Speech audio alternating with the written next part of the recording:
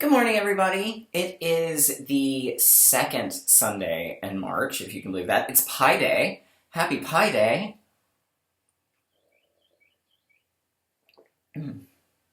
How is everybody?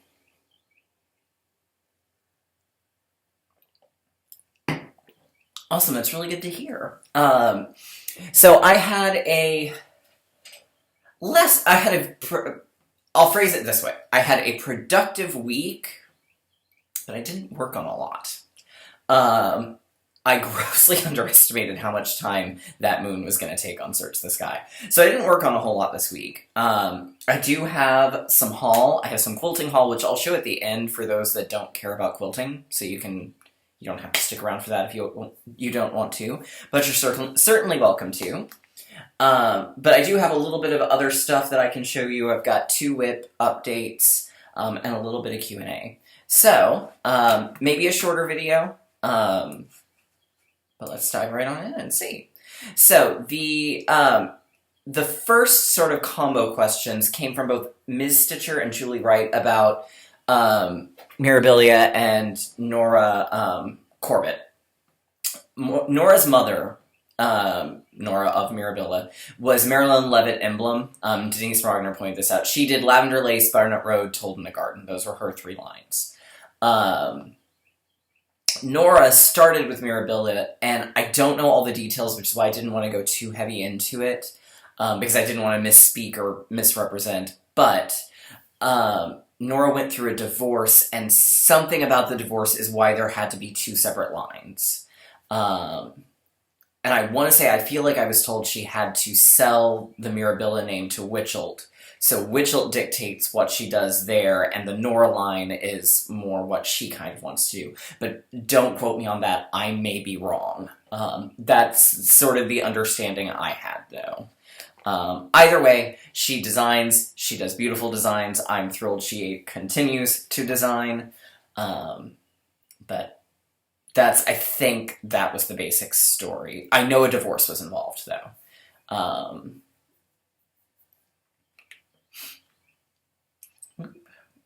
Alright. So, Weaving Rainbow and, both Weaving Rainbow and Lynn Dorney mentioned other options for Sense and Sensibility, including either doing an audiobook, which Rosamund Pike sounds like she probably would be a very good narrator for Sense and Sensibility, or watching one of the film versions. And I might actually watch one of the film ones. I'm not desperate to. Part of my real problem with Jane Austen, because I generally do enjoy film adaptations or reimaginings. Clueless is one of my favorite movies, of her works. Where my problem with her comes from, and I know I've explained this to Kristen before, I've said it to other people, I don't know if I've ever said it here before. As many of you know, I have a English Lit degree. As many of you may not know, I have an English Lit degree. And when I was going through, generally and I think this is true of most schools, you're gonna have to take a US Lit class, a World Lit class, and a British Lit class. Or a General Lit class instead of a US, it kind of varies. And I am not a particular fan of Dickens or Milton or a lot of the British writers of that era, because so much of what they wrote was they were being paid by the word. They were serialized. So they're very wordy, and I don't enjoy that.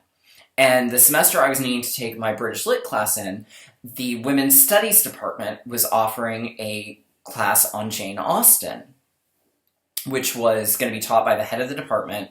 It was going to satisfy my Lit credit. So I thought, oh, hey, great, this could be a really awesome class, because I was thinking, oh, all the wonderful feminist aspects of Jane Austen, how it's been relevant, continues to be relevant, why, all the stuff that I was expecting. I was wrong.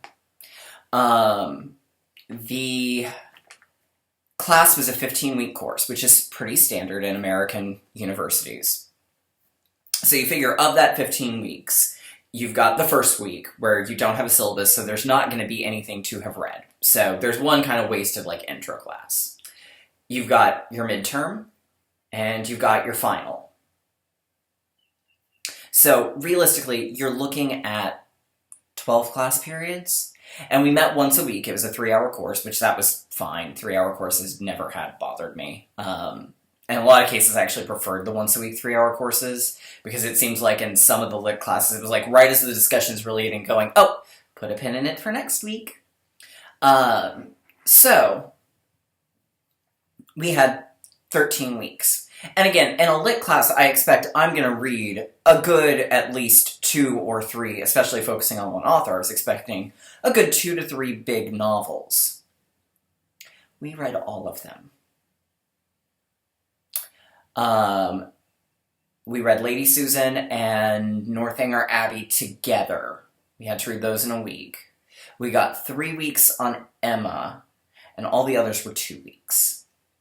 So that's a lot of Jane Austen reading to do in a week's time. I mean, that's a phenomenal amount of reading, on top of the other courses I'm taking, and working about 30 hours a week at a grocery store.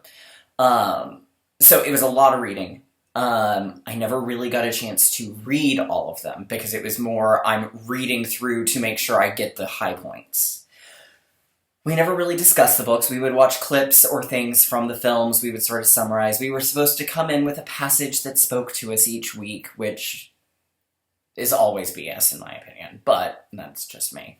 Because a lot of times, especially if it's a book you're not connecting to, there's not going to be a passage that may necessarily speak to you. And at that, you're trying to keep up with everything. So that was one of the problems. We then had both our midterm and our final were set up the same way. It was 3 sections. The first was matching. You were supposed to match a character to a vague character description, and you just had to... and because it's all one author, and this is true of every author, there's sort of stock characters that they reuse and traits they reuse. So you had to figure out which of the vague descriptions fit who the best, and then go from there. I got lucky. I got both of those sections right on both. I'm not really sure how I managed to pull that off, but I did. The second section was short answer, and we were given a quote. We had to identify the novel, the speaker, and its relevance to the plot, the story, the character, what have you. Which again, if you're just going blind and there's no character names to reference off of, some of those passages could be very, well, this could come from this one or it could come from that one. And then we had an essay. So it was a real struggle. It never once did we say, well, why is Jane Austen still relevant today? We did do one class on where she, I think it was primarily in the intro, it was the intro class where she went over Bath, the city, and how it was laid out. But I mean, we really basically, it was really a wasted opportunity for a class where I think if we had taken and maybe done 2 or 3 of the books and really dived into the cultural relevancy and the historical aspects as well as the modern aspects and the feminism, it could have been a really, really good class. But instead, it was a 13-week nightmare that really basically killed my ability to read Jane Austen. And I did try again, and I can't do it. So I'm very happy to stitch along with the stitch-alongs, because I really have loved all of the patterns for them, but I can't read them. So I hope that makes sense. And yeah, so here you go. All right, so my next question comes from Erin Sample. She says, when using grinding blending filament, I've heard that you should remove the stabilizing thread when stitching with this. Would you do this? Why or why not? Not only no, but hell to the no. So, for those that aren't too familiar, Kreinik blending filament, and it's going to be real hard to see because it's so thin, but is this even, there we go, there's my face. Okay, so we're going to put this one sort of up like this. You can kind of see it.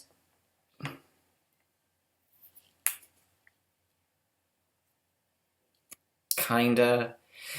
It's a little hard to tell, but there is a stabilizing thread that runs through it because it's a braid. Blending filament is essentially a number 2 braid. It's braided with a stabilizing and the filament itself. Whatever you do, do not remove that stabilizing thread. It is there for a reason. There's a reason it's referred to as the stabilizing thread. You could, if you wanted to. I would seriously consider having you committed for doing so, though. Very rarely will I tell you, no, absolutely do not do something. There's only one way of doing it. Because there's not. Do not do that. No, do not do that. And whoever told you that probably should be slapped for it. It will be a million times more difficult to work with if you take it out. So, to recap, do not... Do not. No. If you're just needing, and now my recommendation, if you're just needing a little bit of sparkle, what I would actually do is take a number 4 braid and go over your top stitch after you've done, so you do your full cross of DMC and then go back over your top stitch. That's the best way, if you're in my opinion, if you need just a hint of sparkle, and you can do it sort of randomly throughout so you don't have to redo all of it. That's kind of a better way to achieve that effect. At least to me. But that's kind of up to you. You can always just put the blending filament in with 2 strands of DMC and go to town. I've certainly done that before in the past as well, but I think doing it as the top stitch just makes it a little bit easier to work with. Yes. So I hope that answers your question.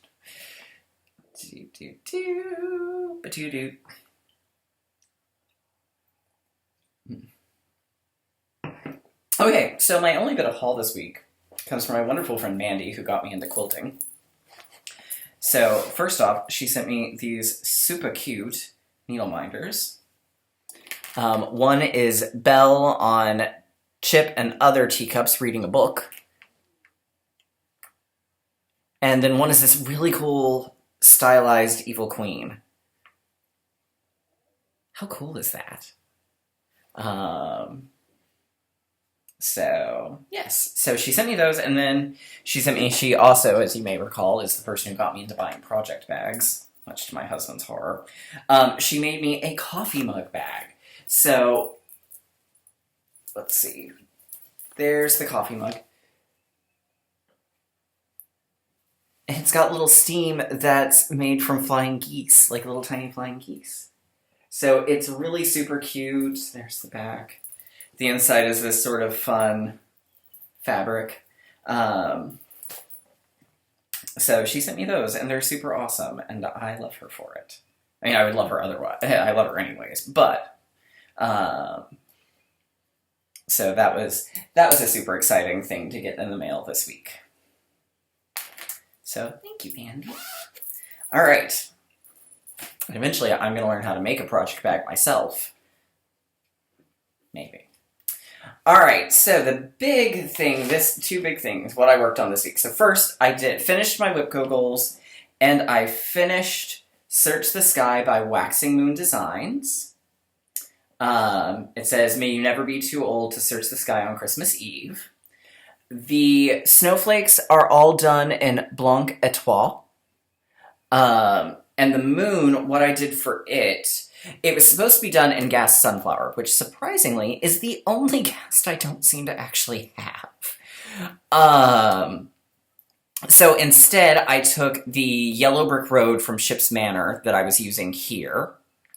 But it was too yellow, and I used it with a strand of Pineapple Sherbet from Gentle Arts, and then I worked it in a circle so that it would give it a sort of spirally moon effect. And it took me way longer to finish that moon than I expected it would. Because it's not a very big moon, but boy, it took a while.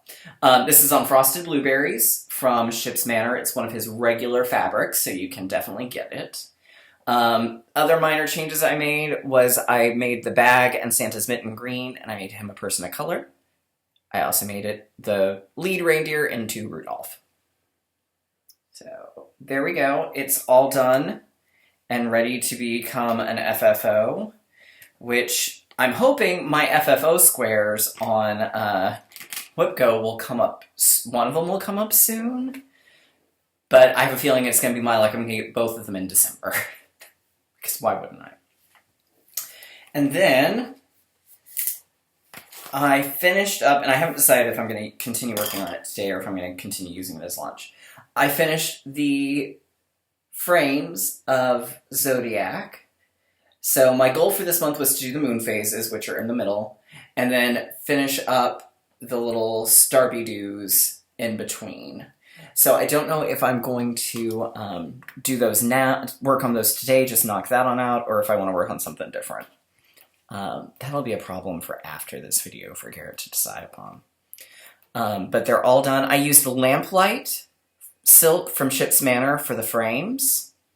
And then, I forget, this is on, I think, Whimsical Winter from Under the Sea Fabrics. It's an opal. And the frames do show up a lot better in person than they do on camera, I promise. So, but here they all are. So that's kind of a big accomplishment for the month, or for the week. So, like I said, I may continue on with those today, or I may decide to work on something else, because the rest is going to be a fairly easy. I can easily work on it at work. So, all right. So that is kind of it for me today in terms of the stitching portion. So now I'm going to show you my haul from for quilting for the week. So if you don't care much about quilting, you're welcome to peace on out. I'm no part of it at all, but if you want to stick around, you can see what I got. So, first off, what did I get this week? I feel like I'm missing something.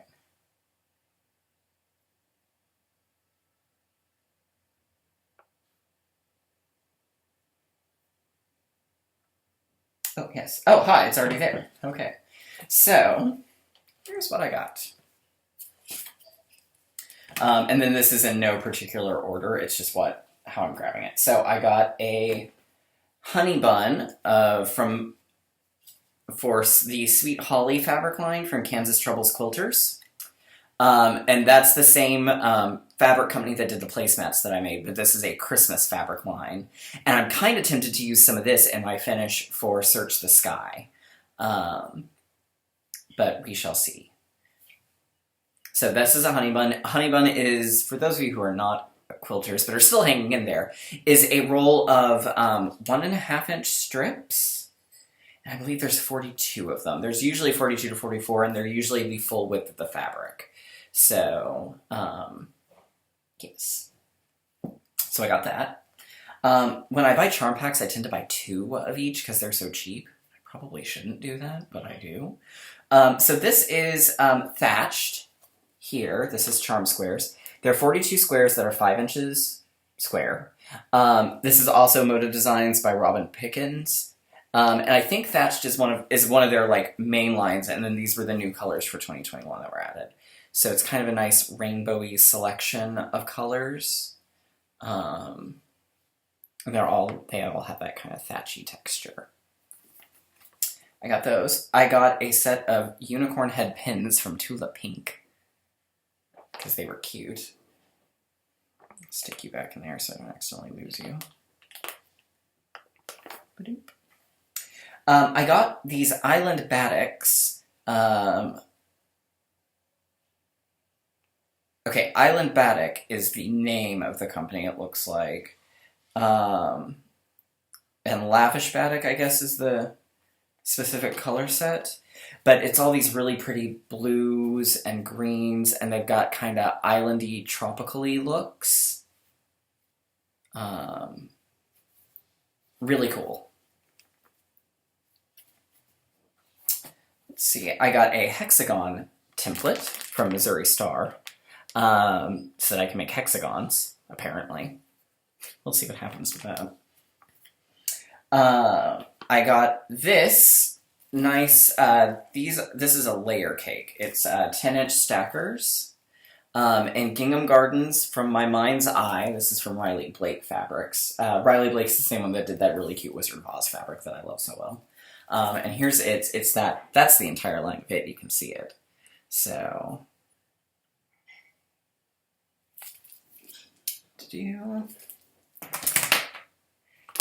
and then I got a little ruler that I can't reach, but it's a Tula Pink ruler. And then I got this kit from Fat Quarter Shop. It's called Farm to Garden Wall Hanging. It was in there. They do a subscription box called So Sampler. And I guess it comes with a kit. I don't know. I'm on the waiting list. But it comes with everything essentially but the batting and the backing. So the designer is Carrie Nelson for this one. And it came with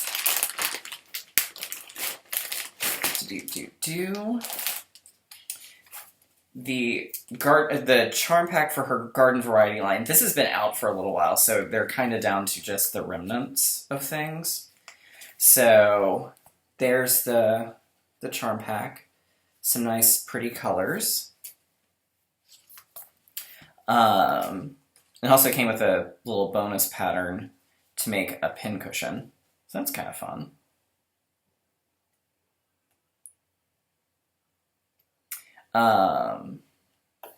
It came with 7/8 of a yard of the backing fabric, which is just a solid white, as well as 3/8 of a yard of the binding fabric. So that's all nice in there together. And then it came with what's called a mini cupcake mix, which is for paper piecing. And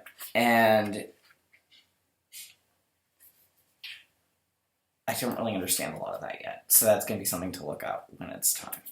So it's called Piecing Made Easy. But they're little, like, tracing patterns. So I'm going to have to find out how to use those. But that was the kit I got. So I think that's going to actually be my next quilting project, is to try this out.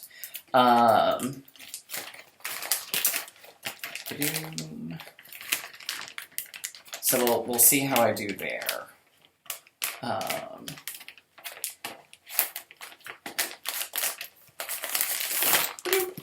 right. So that's kind of it for me today. I hope everyone had a terrific week. I hope everyone has a terrific upcoming week.